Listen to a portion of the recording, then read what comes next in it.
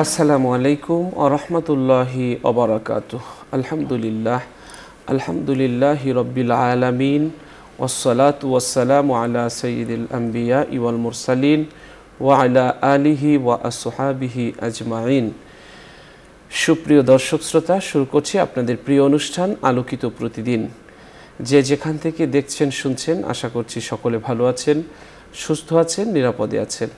আল্লাহর কাছে দোয়া করছি আল্লাহ যেন আপনাদের সবখানে সবসময় ভালো রাখেন, সুস্থ রাখেন, নিরাপদে রাখেন। প্রিয় ভাই বোনেরা, আজ আমরা একটি চমৎকার বিষয় নিয়ে আলোচনা করব। আর আজকের যে বিষয়টি নিয়ে কথা বলবো সেটি হচ্ছে সঠিক পথ পেতে করণীয়। আর এই বিষয়টি নিয়ে আলোচনা করার জন্যে অতিথি হিসেবে আমাদের স্টুডিওতে উপস্থিত হয়েছেন একজন বিশিষ্ট ইসলামী চিন্তাবিদ। অতিথি হিসেবে যিনি আছেন তিনি হচ্ছেন বনশ্রী কেন্দ্রীয় জামে মসজিদের সম্মানিত ইমাম মুফতি রাকিবুল হাসান। আসসালামু আলাইকুম রহমতুল্লাহ। ওয়ালাইকুম আসসালাম ওয়া রাহমাতুল্লাহি ওয়া বারাকাতুহু। মোহতারাম, কেমন আছেন আপনি? আলহামদুলিল্লাহ, আপনি কেমন আছেন? আলহামদুলিল্লাহ, ভালো আছি। দর্শক, আমরা আজকের যে বিষয়টি নিয়ে কথা বলবো সেটি হচ্ছে সঠিক পথ পেতে করণীয়। সঠিক পথ আসলে এটি একটি বড় নিয়ামত। আল্লাহ তাআলা বলেছেন যে আলাম নাজআল্লাহু আইনাইন ওয়া লিসানা ওয়া শাফাতাইন ওয়া হাদাইনাহুন নাজদাইন।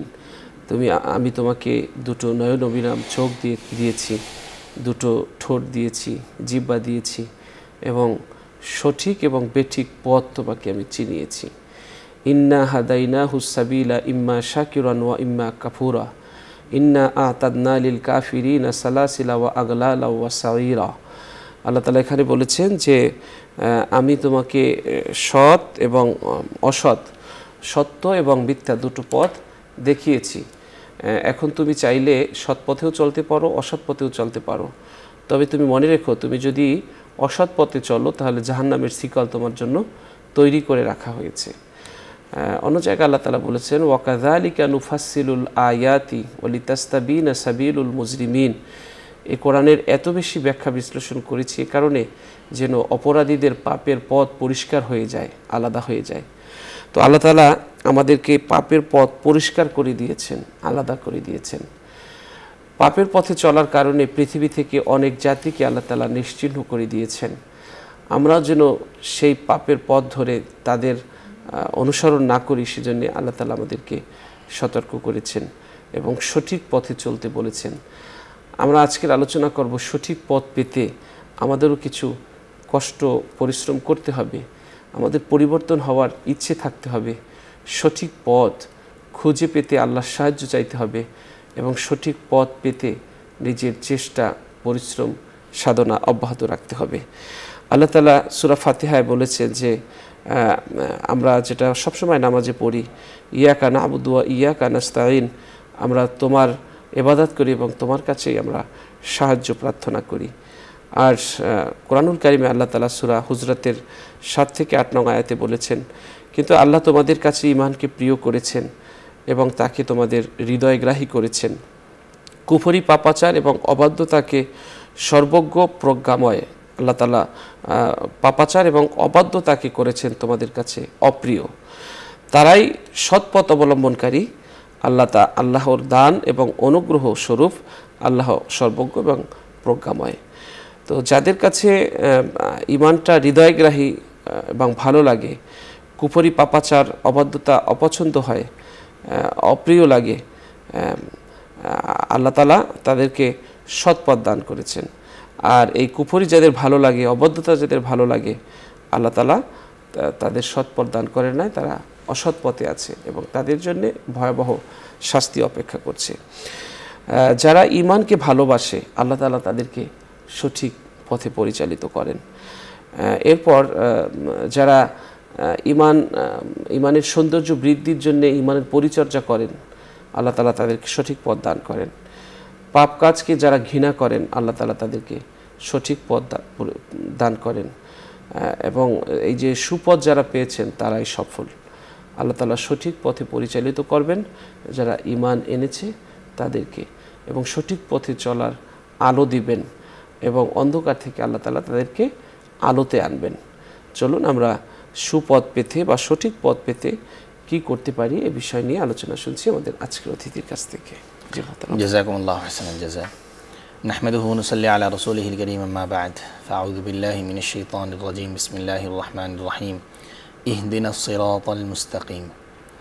وقال الله تبارك وتعالى في آيات أخرى والذين جاهدوا فينا لنهدينهم سبلنا وإن الله لمع المحسنين صدق الله العظيم। মোহতারাম, আজকের আমাদের যে বিষয় সুপথ পেতে করণীয়, একজন মুসলমান বলতে গেলে একজন মানুষ পৃথিবীতে আগমন করার পর থেকে তার জীবনের সূচনা থেকে নিয়ে জীবনের শেষ পর্যন্ত সব পুরোটুকুই পুরো জিন্দেগি ব্যাপী সে সুপথের উপর প্রতিষ্ঠিত থাকবে। এটাই হলো একজন মানুষ, যার মধ্যে মান সম্মান বোধ যেমন থাকবে তার মধ্যে হুঁশ থাকবে।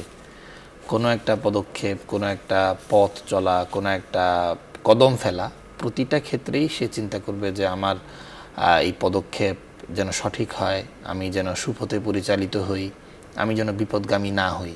এটার জন্য তার সার্বক্ষণিক এক চিন্তা থাকা লাগবে। এটা হলো সর্বপ্রথম দায়িত্ব, যে আমি আপনি এজ এ মুসলিম হিসেবে আমার আপনার কোনো কদম, কোনো তাকানো, কোনো বলা, কোনো কিছুই যেন আমার আপনার নিয়ন্ত্রণহীন না হয়ে যায়। কুরআনুল কারীমের মধ্যে আল্লাহ তাআলা বলেছেন, মা ইয়ালফিযু মিন কাউলিন ইল্লা লাদাইহি রাকীবুন আতীদ, যে আমি যতগুলো শব্দই উচ্চারণ করি না কেন প্রতিটা শব্দই কিন্তু আমার আপনার জন্য লেখা হচ্ছে। এই জন্য কেরামান কাতিবিন আমার আপনার নেকিগুলো লিখছেন, বদিগুলো লিখছে। এবং কোরআন কারীমের মধ্যে আছে, মা লিহাযাল কিতাব লা ইউগাদিরু সাগীরাতান ওয়ালা কাবীরাতান ইল্লা আহসাহা, যে আমি ভালো কাজ করি, ছোট কাজ করি, সবটুকুই লেখা হচ্ছে। অবাক হবে সবাই। ওয়া কুল্লু ইনসানিন আলজামনাহু তায়রাহু ফি উনুকিহি ওয়া নুখরিজু লাহু ইয়াওমাল কিয়ামাতি কিতাবান ইয়ালকাহু মানশুরা, পুরো আমলনামাটুকু লিখে দেওয়া হবে তার সামনে। ইকরা কিতাবাক, বলা হবে তুমি পড়ো। এবং ফামান ইয়ামাল মিসকালা যাররাতিন খায়রান ইয়ারা ওয়া মান ইয়ামাল মিসকালা যাররাতিন শাররান ইয়ারা, আমি যে ভালো কাজ করলে আমি সেটুকু পাবো। মা তুকাদ্দিমু লিআনফুসিকুম মিন খাইরিন তাজিদুহু ইনদাল্লাহ, আমি জানি কি কাজ করবো সবটুকুই আল্লাহ তাআলার কাছে পাবো। ওয়াল আখিরাতু খাইরুন ওয়া আবকা, আল্লাহ আখিরাতে যা থাকবে সেটাই হলো চিরস্থায়ী। এই সকল বিষয়গুলো কোরআন হাদিসে আল্লাহ তাআলা যা বলেছেন সবটুকুকে আগে নিজের ফিকিরের মধ্যে নিয়ে আসা, যে আমি আল্লাহ তাআলার হুকুমগুলোকে মান্য করব। কেন মান্য করব? আল্লাহ তাআলার হুকুমগুলো প্রত্যেকটা যা আমি মান্য করব তাও যেমন লেখা হবে, যা আমি মানব না সেটাও লেখা হবে। তো আমি যদি এই চিন্তাটাকে আনতে পারি, এই চিন্তাটাই সর্বপ্রথম আমাকে সৎপথে পরিচালিত করার জন্য সবচাইতে বড় ভূমিকা পালন করবে।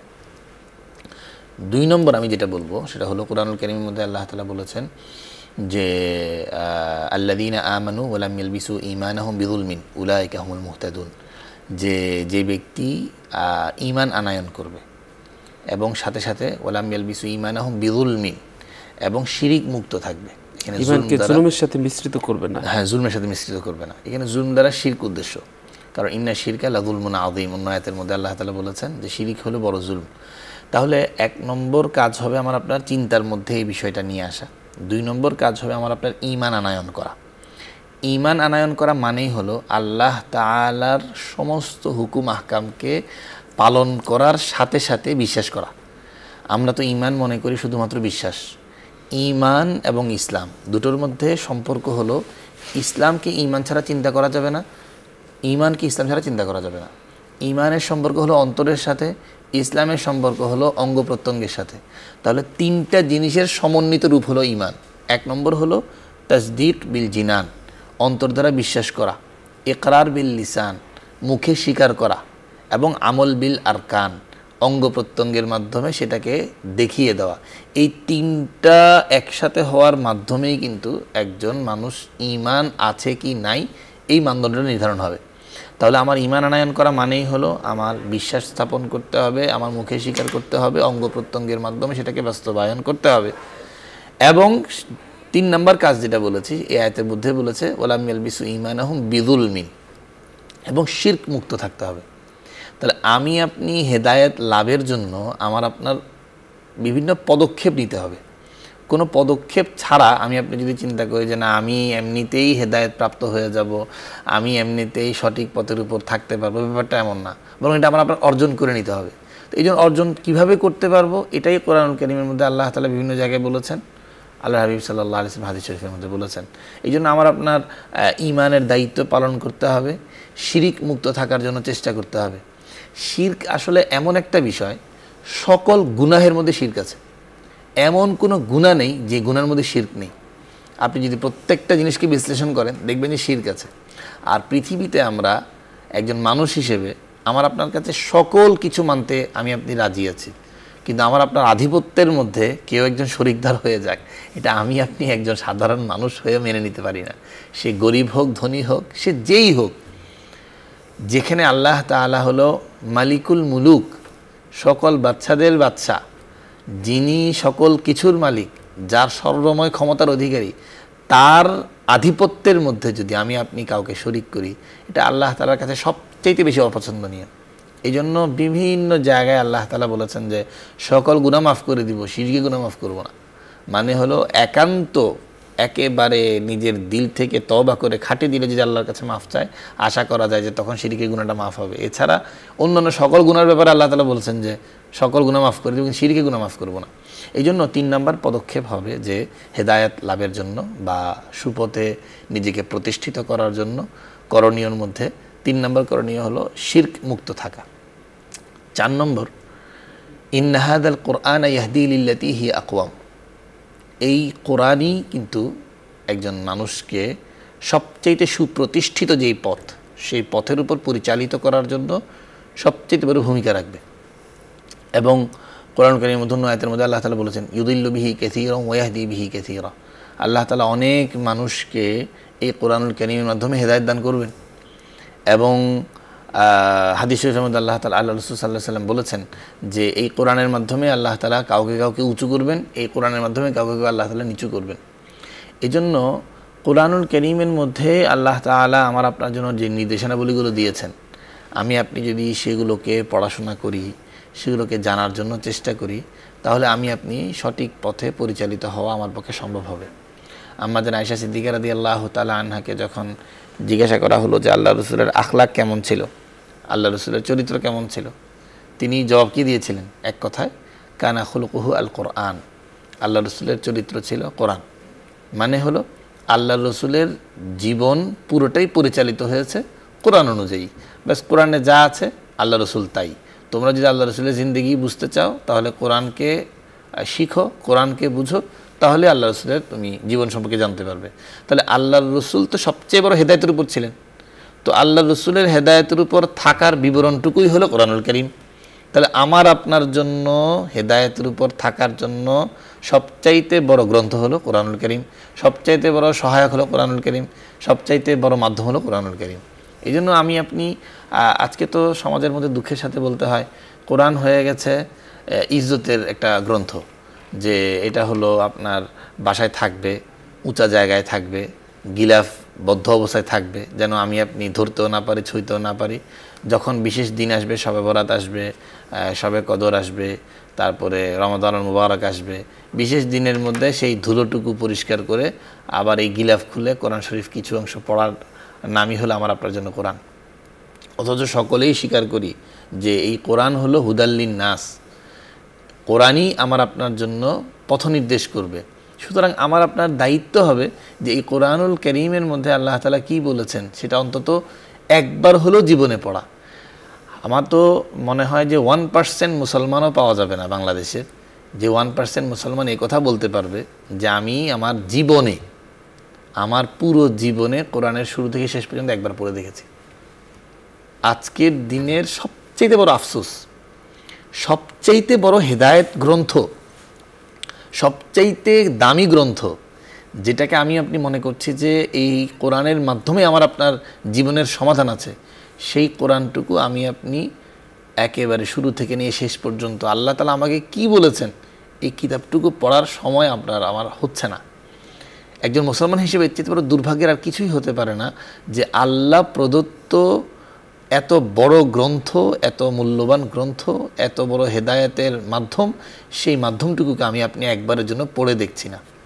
তো এই জন্য মোহতারাম, আমি আমাদের দর্শক শ্রোতাদের উদ্দেশ্যে যেটা বলবো সেটা হলো যে আমার আপনার জীবনের একটা অপরিহার্য অংশ হিসেবে আমি আপনি নির্ধারণ করে নেই যে কোরআনুল কারীমকে আমি শুরু থেকে নিয়ে শেষ পর্যন্ত পড়ি। হেদায়েত গ্রন্থ হিসেবে আমি সেটাকে দেখি, তাহলে আমি আপনি ইনশাআল্লাহ সেই হেদায়েতের উপর অবশ্যই থাকতে পারবো। কুরআনুল কারীমের এক জায়গার মধ্যে আল্লাহ তাআলা বলছেন যে ওয়া মান ইয়াতাসিম বিল্লাহি ফাকাদ হুদিয়া ইলা সিরাতিম মুস্তাকিম, যে ব্যক্তি আল্লাহ তাআলাকে আঁকড়ে ধরবে, অর্থাৎ আল্লাহ তাআলার বিধানাবলীকে আঁকড়ে ধরবে, অবশ্যই তাকে আমি হেদায়েত সিরাতে মুস্তাকিমের পথে অবিচল করব। এবং আমার আপনার চেষ্টা থাকতে হবে যে আমি আপনি পড়লাম বুঝলাম, কিন্তু আমি আপনি চেষ্টা করছি না যে হেদায়েতের উপর থাকার জন্য, সেটাও কিন্তু হবে না।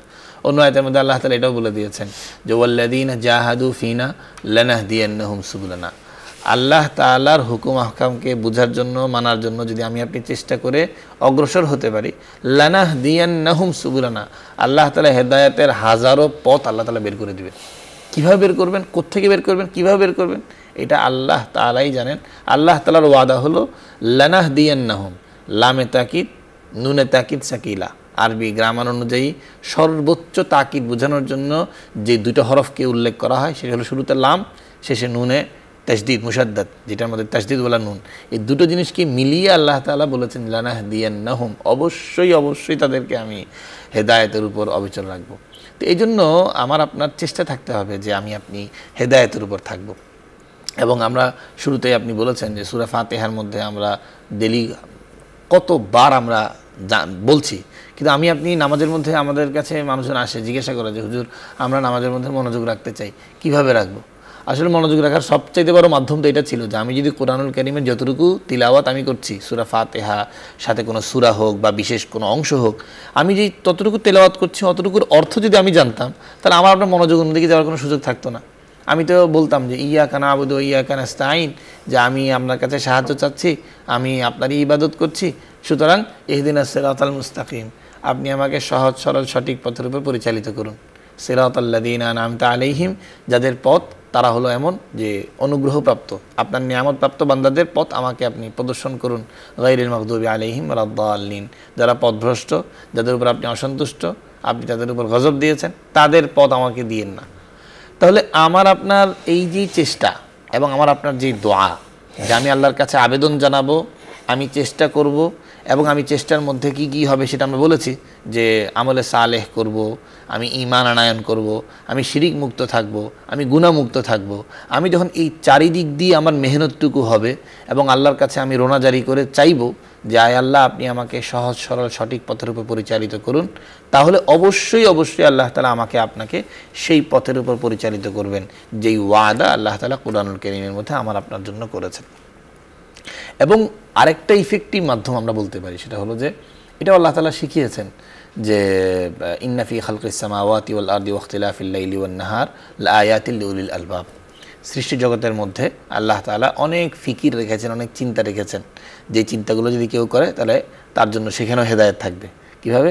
আল্লাযীনা ইয়াযকুরুনাল্লাহা কিয়ামান ওয়া কুউদান ওয়া আলা জুনুবিহিম ওয়া ইয়াতাফাক্কারুনা ফি খালকিস সামাওয়াতি ওয়াল আরদ রব্বানা মা খালাকতা হাযা বাতিলা সুবহানাক ফাকিনা আযাবান নার, যে ব্যক্তি দণ্ডায়মান অবস্থায়, বসা অবস্থায়, শোয়া অবস্থায় আল্লাহ তাআলা জিকির করবে, সাথে সাথে এই ফিকিরের মধ্যে থাকবে যে ফি খালকিস সামাওয়াতি ওয়াল আরদ, আল্লাহ তাআলা আসমান জমিন এবং এর মাঝে যা আছে সব কিছু সৃষ্টি করা যা করেছেন, এই সৃষ্টির ব্যাপারে সে চিন্তাশীল হবে। একজন মুসলমান যদি চিন্তা করে তাহলে অবশ্যই সে হেদায়েত পাবে। আমাদের ইমাম আজম আবু হানিফা রাহমাতুল্লাহি আলাইহি বলেছেন যে কোনো ব্যক্তি যদি এমন অবস্থায় থাকে যেই অবস্থার মধ্যে তার কাছে কোনো নবী যায়নি, কোনো রসুল যায়নি এবং কোনো ধরনের হকের কোনো বার্তা তার কাছে যায়নি, ওই ব্যক্তির উপর কি ঈমান আনায়ন ফরজ? উনি জবাব দিয়েছেন হ্যাঁ, ওই ব্যক্তির উপরে ঈমান আনায়ন ফরজ। কীভাবে? সেই ঈমানে বলবে যে ওই যে ইব্রাহিম আলাইহিস সালামের মতো। ইব্রাহিম আলাইহিস সালাম ছোটো ছিলেন, তখন প্রথমে চন্দ্র উঠলো, উনি বলছেন যে এটাই মনে হয় প্রভু, কারণ এটা এক্সেপশনাল। আচ্ছা, এরপরে যখন দেখলো যে আপনার দিন হয়ে গেল, তো এ চলে গেল, এরপর আসলো সূর্য, তিনি বললেন যে হ্যাঁ তাহলে সূর্য মানে সবচেয়ে বড় প্রভু, কারণ সূর্যের মাধ্যমে সকল কিছু হচ্ছে এবং চাঁদকে পর্যন্ত সরিয়ে দিল সে। কিন্তু যখন দেখছে যে না, সূর্য আবার চলে গেল, তখন বুঝতে তাহলে এমন কিছু আছে, এমন একজন সত্তা আছে যেই সত্তা এগুলোকে পরিচালনা করছেন। লাউ কানা ফিহিমা আলিহাতুন ইল্লাল্লাহ লাফাসাদাতা, যদি একজন না থেকে একাধিকজন থাকতো তাহলে পৃথিবীর যেই স্বাভাবিকতা, যে স্বাভাবিক চলছে, এই স্বাভাবিকভাবে কোনোদিন চলতে পারতো না, সবটুকু নষ্ট হয়ে যেত। তাহলে আমরা বলতে পারি যে কেউ যদি আল্লাহ তাআলার সৃষ্টির ব্যাপারে চিন্তা করে তাহলে অবশ্যই সে হেদায়েত প্রাপ্ত হবে এবং হেদায়েতের উপর অবিচল থাকতে পারবে। এই জন্য আমাদের যেই ধারাবাহিকতায় আমরা বলছিলাম যে সেই ব্যক্তি প্রথমে এই অনুভূতি সৃষ্টি করা যে আমি প্রতিটা ক্ষেত্রে তার মধ্যে একটা অনুভূতি সৃষ্টি করা যে আমি হেদায়েতের উপর কিভাবে আসতে পারি, এবং 2 নম্বর হলো যে সে ঈমান আনায়ন করবে, 3 নম্বর হলো নেক আমল করবে, 4 নম্বর হলো সে শিরক মুক্ত থাকবে, গুনাহমুক্ত থাকবে, 5 নম্বর হলো সে চেষ্টা করবে, 6 নম্বর হলো সে আল্লাহর কাছে রোনাজারি করে চাইবে, 7 নম্বর হলো সে অবশ্যই সৃষ্টি জগৎ সম্পর্কে চিন্তা ফিকিরের মধ্যে থাকবে যে কিভাবে আল্লাহ তাআলা কার জন্য কি করছেন, কিভাবে পুরো পৃথিবীটুকু পরিচালনা করছেন, কিভাবে আল্লাহ তাআলা নিয়ামতগুলো দিচ্ছেন, কিভাবে আমি আপনি এই স্বাভাবিকভাবে চিন্তা করতে পারছি, হাত নাড়াতে পারছি, দেখতে পাচ্ছি একই চোখে। শুধু চোখের বিবরণটা যদি আমরা দেই যে একটা চোখে এখানে 10টা কালার, 10টা কালারের 10টা কালারই আমি এক চোখে এক পলকে অনুভব করতে পারছি। চিন্তা করে দেখেছি আমরা কখনো? মানে আজীব জিনিস না যে আমি এই চোখ দিয়ে দেখব, তো ব্যাপারটা তো এমন হওয়া দরকার ছিল সাদা কালো, যে সবগুলো একই কালার, কিন্তু না, যেটার যে কালার আমি আপনি সেই কালার এই চোখ দিয়ে অনুভূত হচ্ছে আমার। আবার সাথে সাথে স্বাদ, এক জিহ্বার মধ্যে আপনি ঝাল দেন, টক দেন, তিতা দেন, যা দিবেন দেন, সবটুকুই সে কিন্তু মাশাআল্লাহ নিতে পারছে। কান, এটা আল্লাহ তাআলা এমন এক সৃষ্টি যে আমি যা আওয়াজ করছি সেটা কি মোটা আওয়াজ না পাতলা আওয়াজ না সুন্দর আওয়াজ না কর্কশ আওয়াজ, সবটুকুই আমি কান দ্বারা অনুভব করতে পারছি। দিল আল্লাহ তাআলা দিয়েছেন যে আমার ভালো লাগলে ভালো লাগা কাজ করে, আমার খারাপ লাগলে খারাপ লাগা কাজ করে। আমার মাথা আল্লাহ তাআলা দিয়েছেন, কঠিন থেকে কঠিন, সূক্ষ্ম থেকে সূক্ষ্ম বিষয় আমি চিন্তা করতে পারছি। তাহলে আমি আমার যেই আপাদমস্তক, আমার যে মাথা থেকে নিয়ে পা পর্যন্ত আল্লাহর যে নিয়ামতগুলো আছে, আমি সেই সৃষ্টিগুলোকে নিয়ে যদি ফিকির করি, এতেই কিন্তু আমার হেদায়েতের জন্য যথেষ্ট। এর বাইরে আমার যাওয়ার প্রয়োজন হবে না যে আমার হেদায়েত পাওয়ার জন্য আরও অতিরিক্ত চিন্তার দরকার হবে। আমি আমার নিজেকে নিয়ে ফিকির করলেই কিন্তু আমি আপনি হেদায়েতের উপর অবিচল থাকতে পারবো যে আল্লাহ তাআলাই এগুলো করছেন, আল্লাহ তাআলাই পুরো পৃথিবীর মালিক, আল্লাহ তাআলাই রাজেক, আল্লাহ তাআলাই রিজিকদাতা, আল্লাহ তাআলাই সব কিছুর মালিক। সেই আল্লাহ তাআলার হুকুমকে আমার মান্য করতে হবে। সেই অনুভূতিটুকু আমার তৈরি হবে যখন আমি আপনি সেই ফিকিরের দিকে যাব। এই জন্য মতো আমরা বলবো যে হেদায়েতের উপর থাকার জন্য যেই পদক্ষেপগুলো কোরআন এবং হাদিসের মধ্যে এসেছে, সেই পদক্ষেপগুলো যদি আমি আপনি অবলম্বন করতে পারি, ইনশাআল্লাহুল আজিজ আমি আপনি হেদায়েতের উপর অবিচল থাকতে পারবো ইনশাআল্লাহ। দর্শক মুহতারামের কাছ থেকে আমরা গুরুত্বপূর্ণ আলোচনা শুনেছি।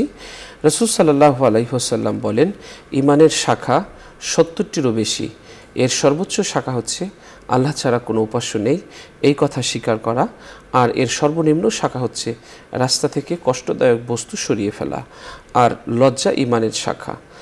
মুসলিম শরীফে এই হাদিসটি বর্ণিত হয়েছে, 59 নং হাদিস। আর নাসাই শরীফের একটি হাদিস 3940 নং হাদিস। এই হাদিসটিতে রাসূল সাল্লাল্লাহু আলাইহি ওয়াসাল্লাম বলেছেন, নামাজে আমার চোখের প্রশান্তি রাখা হয়েছে নামাজে।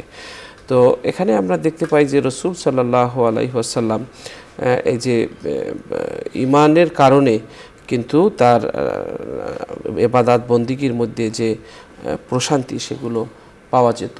যখন ঈমানের মজবুতি মানুষের মধ্যে আসবে তখন ইবাদত বন্দিগির স্বাদ পাবে। আল্লাহ তাআলা বলেছেন যে তারা নামাজে শৈথিল্যের সঙ্গে উপস্থিত হয় এবং অনিচ্ছাকৃতভাবে অর্থ সাহায্য করে। তো এই যে যখন দেখা যাবে যে আমাদের ঈমানের যে সঠিক পথে যদি আমরা থাকি, তাহলে দেখা যাবে যে আমরা নামাজে আমাদের শৈথিল্যতা আসবে না এবং অনিচ্ছাকৃতভাবে অর্থ সাহায্য করাটা আসবে না। মানে ইচ্ছাকৃতভাবে এবং মন থেকেই লৌকিকতা মুক্ত রেখেই আমাদের দিতে মন চাবে। এরপর ঈমানের ব্যাপারে আমরা দেখতে পাই যে যারা পাপ কাজ ঘৃণা করে তারা সৎপথ প্রাপ্ত। মুমিন নেক কাজগুলোকে যেমন ভালোবাসে তেমনি অপছন্দ করে কুফরি, পাপাচার এবং আল্লাহর অবাধ্যতাকে। তারা কুফরি এবং আল্লাহর অবাধ্য হওয়াকে কষ্টদায়ক শাস্তি পেয়ে মৃত্যুবরণ করার মতোই অপছন্দ করে।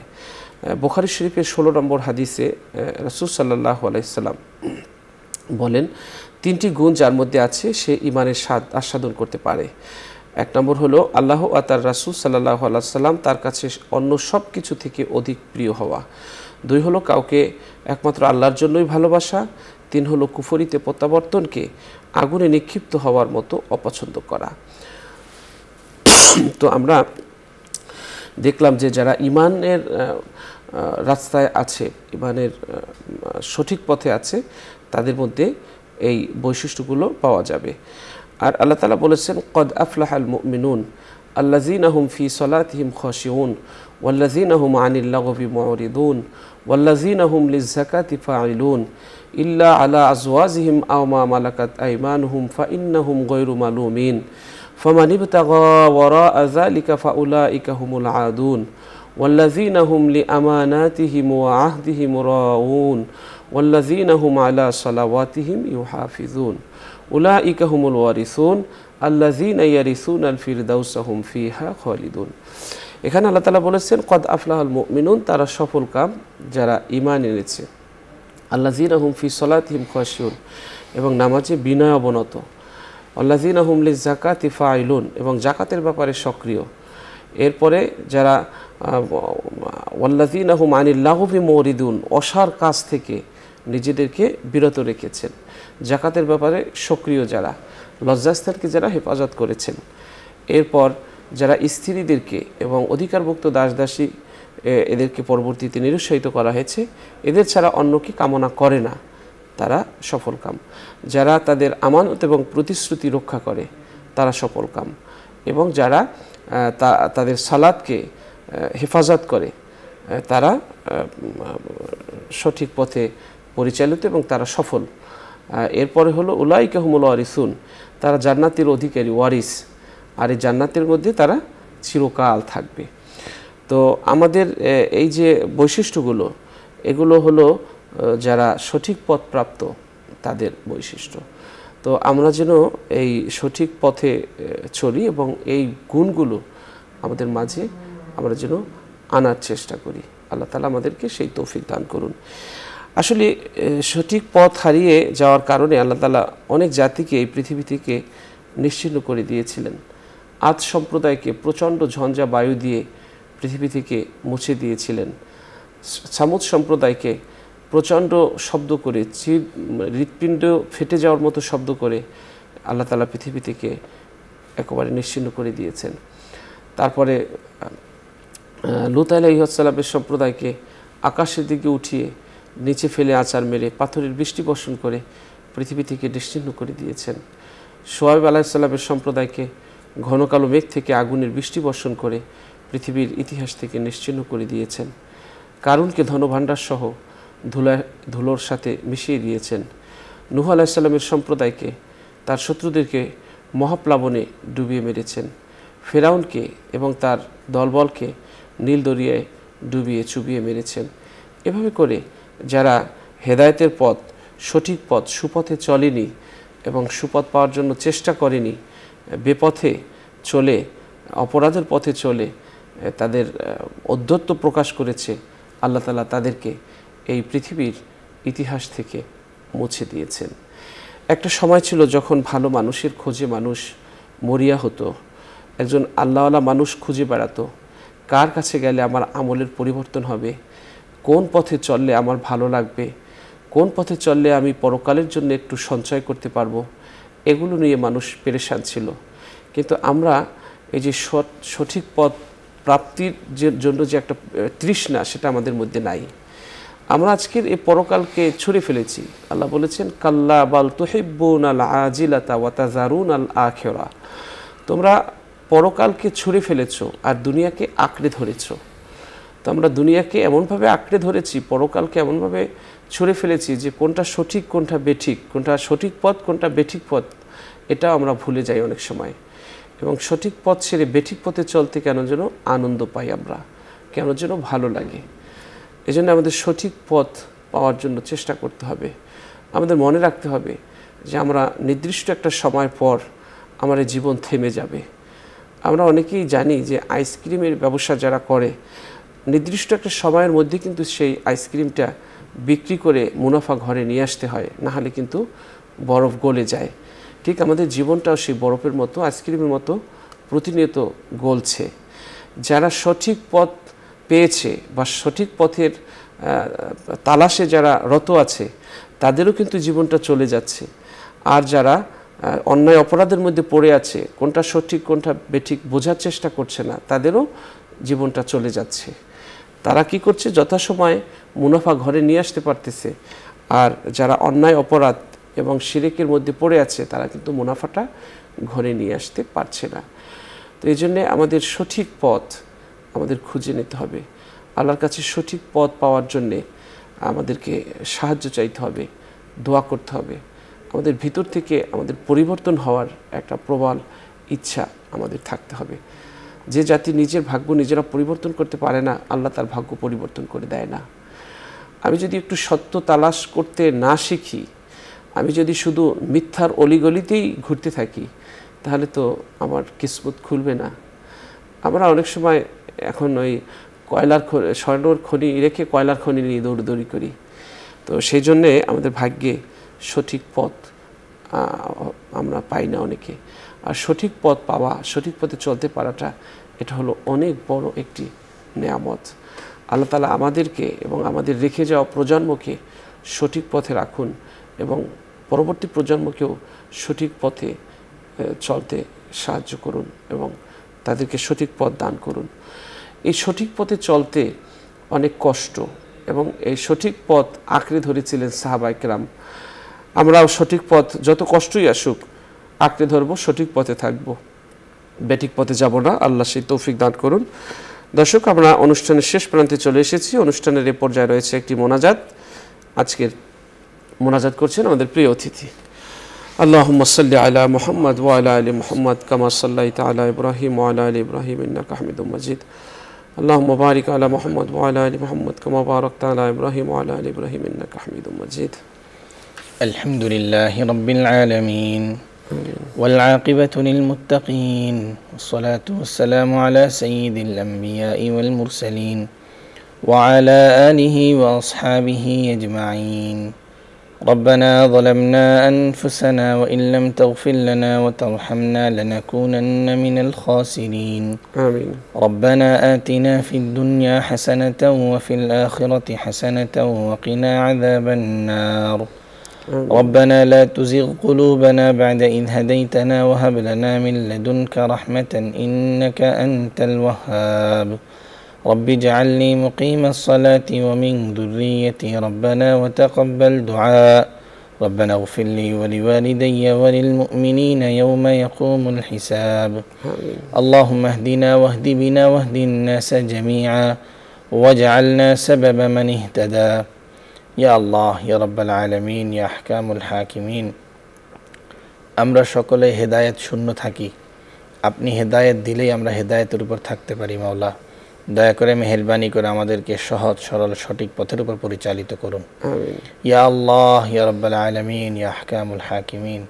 আপনি তো বলেছেন যে মিথলু জাবাদিল বাহার, সমুদ্রের ফেনা পরিমাণ গুনাহ যদি হয় আর কোনো বান্দা যদি চোখের পানি ফেলে দিয়ে আপনার দরবারে হাত উঠিয়ে দোয়া করে যায় আল্লাহ আমার গুনাহসমূহকে মাফ করে দিন, তাহলে আপনি অবশ্যই তার গুনাহসমূহকে মাফ করে দেন। ইয়া আল্লাহ, আমরা সকলেই আরজি পেশ করছি, আমাদের জীবনের সকল গুনাহ খাতা আপনি দয়া করে মেহেরবানি করে মাফ করে দেন। ইয়া আল্লাহ ইয়া রাব্বাল আলামিন, হাদিসের মাধ্যমে আমরা জানতে পেরেছি প্রত্যেক বনি আদম ভুলকারী, কিন্তু ভুলকারীদের মধ্য থেকে সর্বোত্তম ভুলকারী হলো ওই ব্যক্তি যে তার ভুলের পরে ফিরে আসে।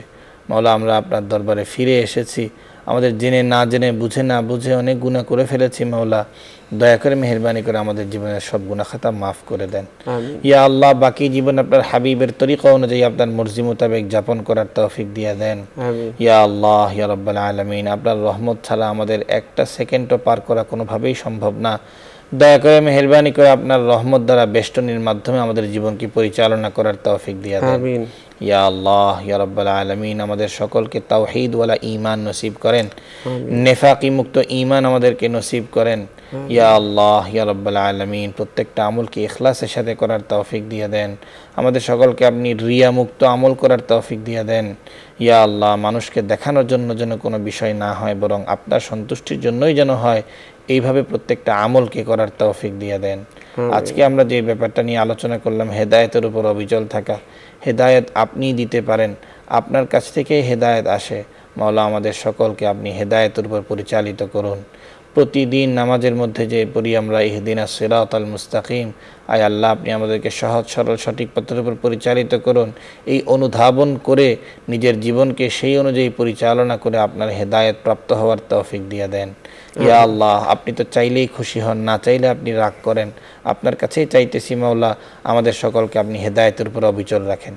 ইয়া আল্লাহ, ইয়া রাব্বাল আলামিন, মুমিন মুসলমান ভাইরা যত জায়গায় আছে তাদেরকে আপনি সাহায্য করেন, আপনি সকলকে আপনি সাহায্য করেন, তাদের জীবনের সকল সমস্যাকে আপনি সমাধান করে দেন। যারা দুনিয়া থেকে বিদায় নিয়েছেন তাদেরকে আপনি মাফ করে দেন। যারা আমরা এখনো দুনিয়াতে আছি, সহজ সরল সঠিক পথের উপর থেকে আপনার রাজি খুশিওয়ালা জিন্দেগি করার তৌফিক দিয়ে দেন। আমাদের সকলকে আপনি নেফাকি মুক্ত ঈমান নসিব করেন। আমাদের যাদের পিতামাতা দুনিয়া থেকে বিদায় নিয়েছেন তাদেরকে আপনি মাফ করে দেন।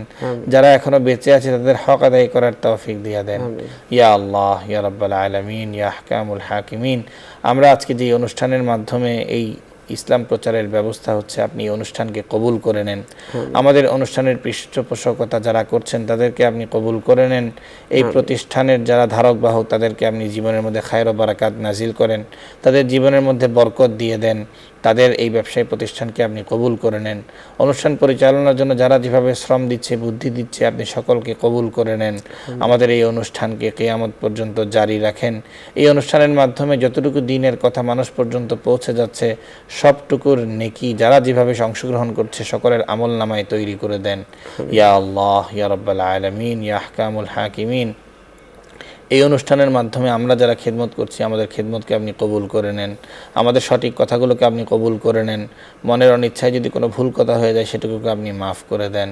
ইয়া আল্লাহ, ইয়া রাব্বাল আলামিন, দুনিয়ার মোহে পড়া থেকে আমাদের সকলকে আপনি হেফাজত করেন, সকলকে আখিরাতের দিকে ধাবিত করে দেন। আমরা কোরআনের মাধ্যমে জানতে পেরেছি, ওয়াল আখিরাতু খায়রুন ওয়া আবকা, আখিরাতই হলো চিরস্থায়ী, আখিরাতে যা থাকবে সেটাই হলো চিরস্থায়ী। দুনিয়া হলো ক্ষণস্থায়ী, এই ক্ষণস্থায়ী ধোঁকা থেকে আমাদেরকে হেফাজত করেন। বিভিন্ন ধরনের ফিতনা ফাসাদ, শয়তানের বিভিন্ন ধরনের প্ররোচনা আমাদেরকে ধরে বসে। ইয়া আল্লাহ, আমাদের ঈমান বড় দুর্বল, আমাদের ঈমানকে আপনি শক্তিশালী করে দেন। শয়তানের এই সমস্ত ধোঁকা থেকে আমাদেরকে হেফাজত করেন। ইয়া আল্লাহ, ইয়া রাব্বাল আলামিন, ইয়া আহকামুল হাকিমিন, আসন্ন যে হজ আসছে সকলকে আপনি হজ করার তৌফিক দিয়ে দেন। যারা হজের নিয়ত করেছেন তাদেরকে আপনি কবুল করে নেন। যারা এখনও সামর্থ্য না হওয়ার কারণে আপনার ঘর দেখার সুযোগ হচ্ছে না, তাদের সকলকে আপনার ঘর দেখার মতো তৌফিক দিয়ে দেন। ইয়া আল্লাহ, ইয়া রাব্বাল আলামিন, দুনিয়াতে বেঁচে থাকাটাই হলো অসম্ভব, দুনিয়া থেকে বিদায় নেওয়াটাই হলো খুব স্বাভাবিক বিষয়। আমাদের সকলকে দুনিয়া থেকে যে বিদায় দিয়ে দুনিয়ার সকল বিষয়ের হিসাব নিকাশ যে আমাদের দিতে হবে সেই অনুভূতি তৈরি করে দেন। আখিরাতের সম্বল অর্জন করার মতো তৌফিক দিয়ে দেন। তাকওয়ার মতো গুণ আমাদেরকে হাসিল করার তৌফিক দিয়ে দেন। তাওয়াক্কুলের মতো গুণ আমাদেরকে হাসিল করার তৌফিক দিয়ে দেন। আখলাকে মাহমুদা, ভালো ভালো অভ্যাসগুলোকে অর্জন করার তৌফিক দিয়ে দেন। আখলাকে মজমুমা, খারাপ খারাপ অভ্যাসগুলো থেকে, খারাপ খারাপ গুণগুলো থেকে আমাদের সকলকে আপনি হেফাজত করেন। ইয়া আল্লাহ, ইয়া রাব্বাল আলামিন, আল্লাহ রাসূল সাল্লাল্লাহু আলাইহি ওয়াসাল্লামকে আদর্শ হিসেবে গ্রহণ করার তৌফিক দিয়ে দেন। তার জীবনের প্রতিটা ক্ষেত্রকে, প্রতিটা বিষয়কে আমার নিজের জীবনের জন্য আদর্শ হিসেবে গ্রহণ করার তৌফিক দিয়ে দেন। যেই মহামানবকে আমরা লালন করি সেই মহামানবের মতো করে নিজের জীবনকে পরিচালনা করার তৌফিক দিয়ে দেন। রব্বির হামহুমা কামা রব্বায়ানি সগীরা, রব্বির হামহুমা কামা রব্বায়ানি সগীরা, ربنا تقبل منا إنك أنت السميع العليم وتب علينا يا مولانا إنك أنت التواب الرحيم سبحان ربك رب العزة عما يصفون وسلام على المرسلين والحمد لله رب العالمين. দর্শক, আমরা আজ এখানেই বিদায় নিচ্ছি। আল্লাহ হাফেজ। আসসালামু আলাইকুম ওয়া রাহমাতুল্লাহি ওয়া বারাকাতুহু।